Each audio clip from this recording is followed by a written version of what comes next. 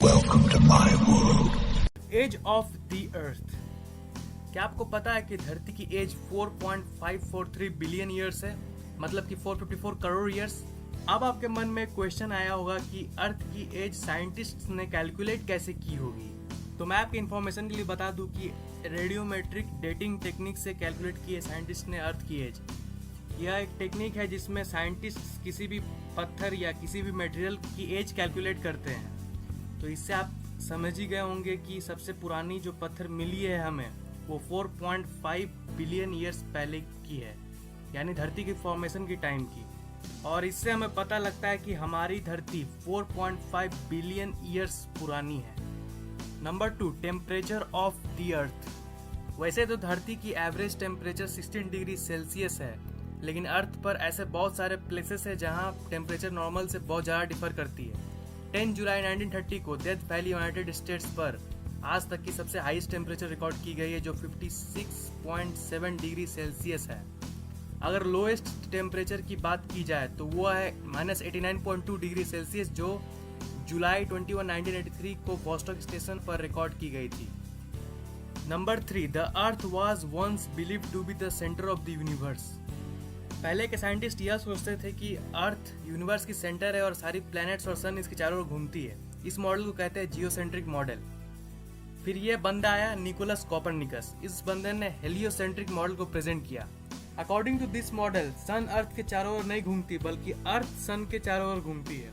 और ये तो हम जानते ही कि जियो मॉडल गलत है और हेलियो मॉडल बिल्कुल सही। Number 4, the rotation of the earth is gradually slowing down. जी हाँ, आपने अपने कानों से बिल्कुल सही सुना। अर्थ की रोटेशनल स्पीड धीरे धीरे स्लो होते जा रही है।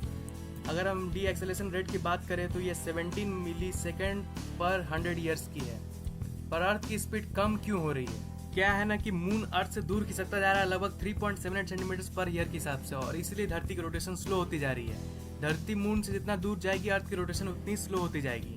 3.78 सेंटीमीटर पर ईयर तो सुनने में ज़्यादा नहीं लग रहा होगा, लेकिन अब मैं आपको बताता हूँ कि ये अमेजिंग क्यों है। कुछ 454 करोड़ साल पहले जब चांद नया नया था तब चांद धरती के बहुत ज़्यादा ही सामने था, और उस वक्त हर एक दिन लगभग 6-7 घंटे का होता था। लेकिन आज लगभग 450 करोड़ साल बाद मून दूर खिसकता गया और धरती स्लो होती गई, और इसलिए आज हर एक दिन 24 घंटे की होती है। अगर हम फ्यूचर की बात करें तो फ्यूचर में भी धरती और स्लो होती रहेगी। 14 करोड़ साल बाद धरती की हर एक दिन की ड्यूरेशन 24 से 25 आवर्स में बदल जाएगी। Number 5, revolution speed of the अर्थ। हम लोग सब जानते हैं कि अर्थ सन के चारों ओर रिवॉल्व करती है, लेकिन इसकी रेवोल्यूशन स्पीड पता है आपको कितनी है? इसकी रेवोल्यूशन स्पीड है 30 किलोमीटर पर सेकेंड।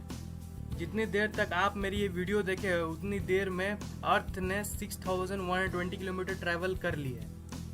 अमेजिंग बात तो यह है कि धरती अकेले ही नहीं बल्कि आपको भी साथ साथ ट्रैवल करवा रही है। इसका मतलब आप भी 30 किलोमीटर पर सेकंड के स्पीड से रिवॉल्व कर रहे हो, लेकिन आप इसे फील नहीं कर पा रहे हो। है ना ये कूल बात? That's what amazing about Earth. Please like this video if you have enjoyed it. Comment if you have any queries.